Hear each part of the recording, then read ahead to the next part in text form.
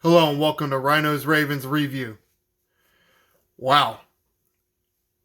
I guess depending on how you look at it, there is either a lot to unpack from that one or not a lot. Ravens did rest several of their starters in their ridiculously looking loss to the Bengals.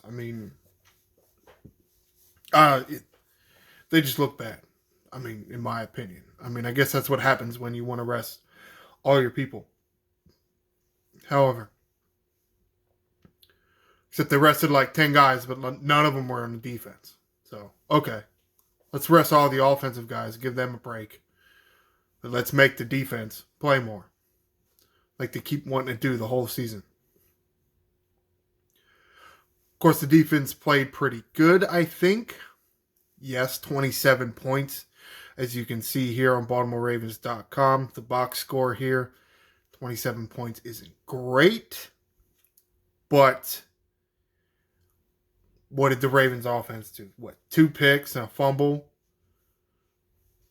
What do you want? You throw picks, and Cincinnati gets the ball at midfield twice. And then you fumble the ball in the end zone and they jump on top of it. Yeah, you're going to give up some points if you do that. It happens. Worley was out there playing corner today. Peters still didn't go. He had a few good plays. I'm looking at my notes down here. If I can read it better. If I can read my own handwriting. I love this play during that first drive. That deep shot.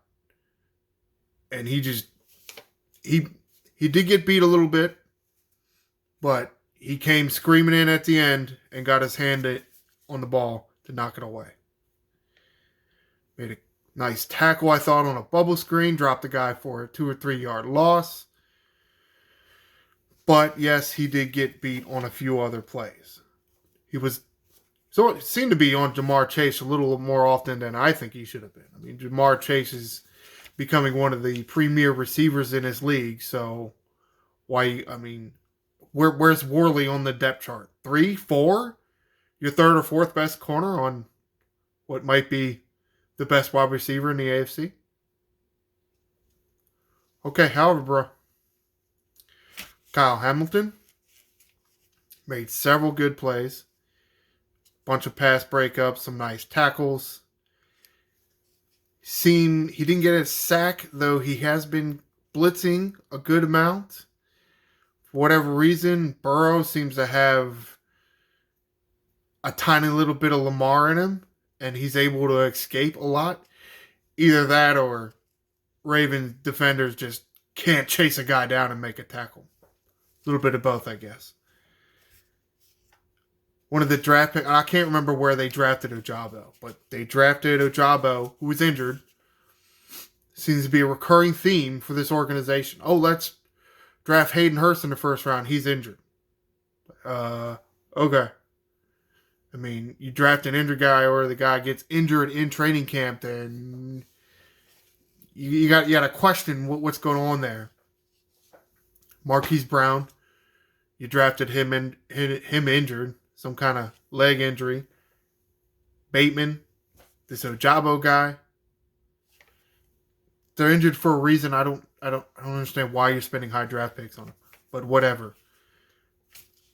Maybe this is why, because he came to play a little bit this game.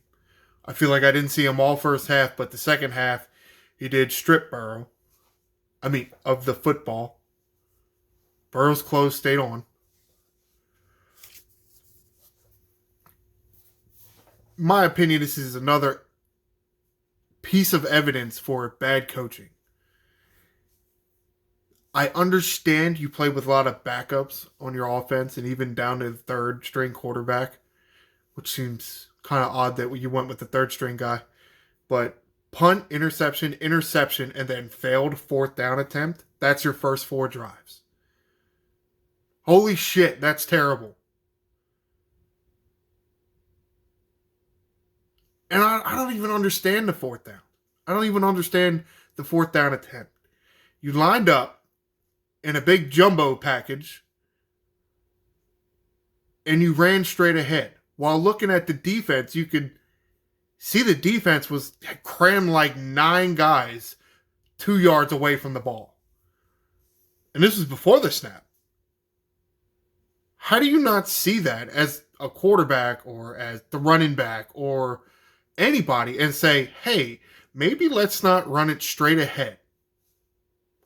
Let's not run to where 95% of the football players on this field are. You're just asking not to get the first down. You're just asking for that. Maybe do some kind of fake or a toss or something. Get outside. Because they obviously damn sure knew that you were going to run it straight ahead. And that's what you did. And no, the referees didn't even call for a measurement. I know Harbaugh wanted one. You were like 8 yards short of getting that first down. You think they were going to bring out the sticks for that? No, dude, no.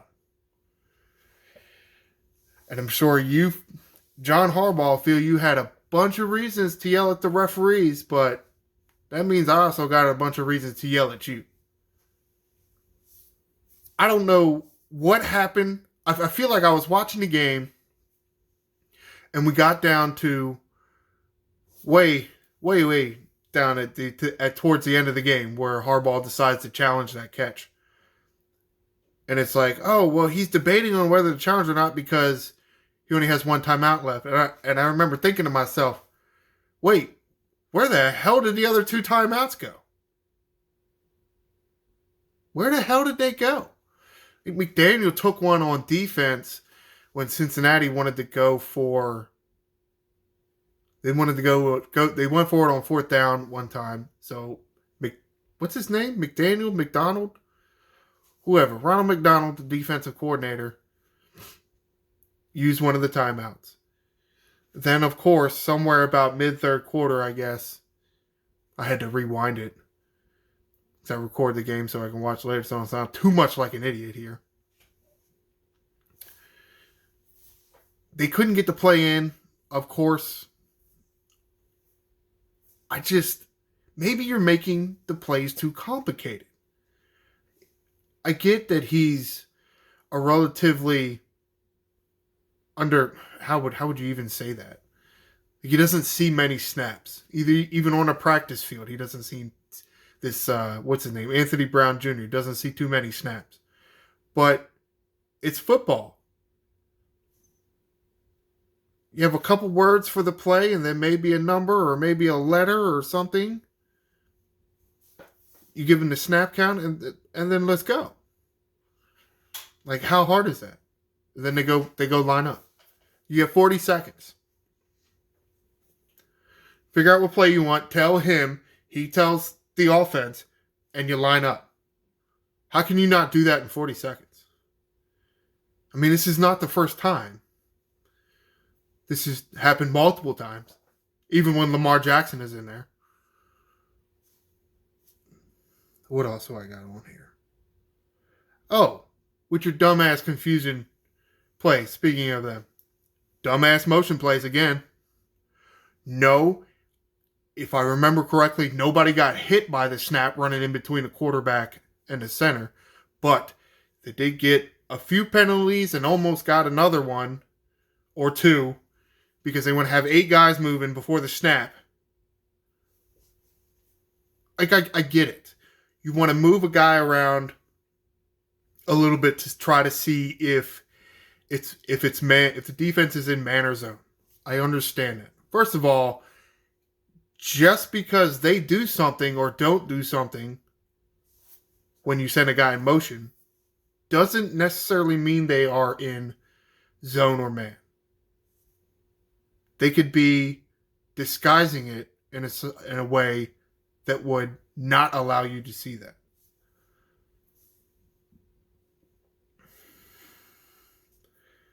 I don't know whose idea it was to try and push the ball down the field at the end of the first half, but you got the ball on your 5-yard line with 30 seconds left. You did have a good amount of timeouts because you didn't waste them at that point. but your quarterback is doing a 9-yard drop. He's standing in the end zone. What do you think's going to happen? You were just asking for that to happen.